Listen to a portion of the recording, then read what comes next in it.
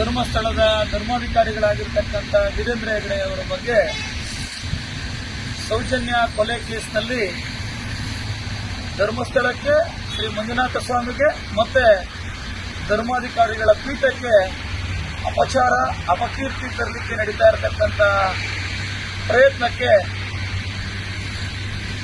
ಜನಸಾಮಾನ್ಯರ ಒಂದು ಭಾವನೆಗೆ, ಧರ್ಮಸ್ಥಳದ ಬಗ್ಗೆ ಇರತಕ್ಕಂಥ ಭಕ್ತಿಗೆ ಚ್ಯುತಿ ಬರಬಾರದು. ಧರ್ಮಸ್ಥಳದ ಮಂಜುನಾಥ ಸ್ವಾಮಿಯ ಬಗ್ಗೆ, ಸತ್ಯಾಸತ್ಯತೆಯ ಬಗ್ಗೆ ಏನು ಜನ ಬಹಳ ಭಕ್ತಿಯಿಂದ ನಂಬಿದ್ದಾರೆ, ಆ ಭಕ್ತಿ ಉಳ್ಕೋಬೇಕು.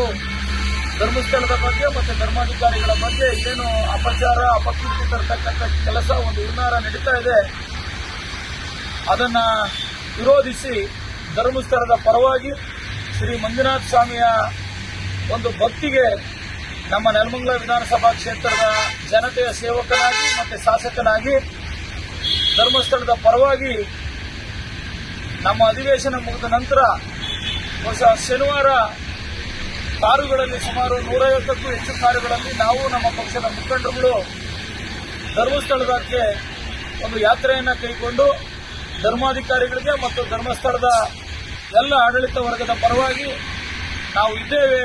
ನೆಲಮಂಗಲ ವಿಧಾನಸಭಾ ಕ್ಷೇತ್ರದ ಸಮಸ್ತ ಜನತೆ ಧರ್ಮಸ್ಥಳದ ಭಕ್ತಿಯ, ಧರ್ಮಸ್ಥಳದ ಸತ್ಯದ ಪರವಾಗಿ, ನೀವು ಮಾಡತಕ್ಕಂಥ ಸಮಾಜಮುಖಿ ಕಾರ್ಯಗಳ ಪರವಾಗಿ ನಾವಿದ್ದೇವೆ. ನೀವು ಈ ಅಪಪ್ರಚಾರಕ್ಕೆ ಎದೆಗುಂದಬಾರದು ಅಂತಕ್ಕಂಥದ್ದನ್ನ ಹೇಳಲಿಕ್ಕೆ ನಾವು ಇಲ್ಲಿ ಕಾರುಗಳ ಮುಖಾಂತರ ತಡೆಬೇಕು ಅಂತ ನಾವು ನಮ್ಮ ಪಕ್ಷದ ಮುಖಂಡರು ತೀರ್ಮಾನ ಮಾಡಿದ್ದೇವೆ.